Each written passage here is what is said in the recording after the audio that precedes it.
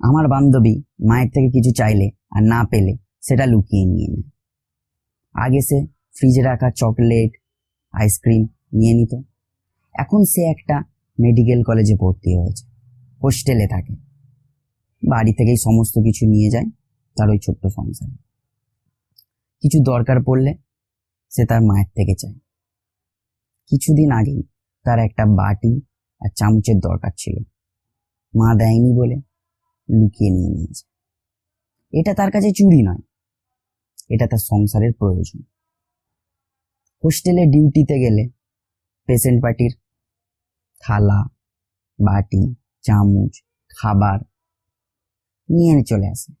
হোস্টেলে থাকা সাবান হ্যান্ড ওয়াশ সাফাই হয়ে যায়, সে নিয়ে আসতেই পারে, টাকা দিয়ে ভর্তি হয়েছে, তাই এটা ওর কাছে চুরি বলে মনে হয় না, এটাও করতেই পারে।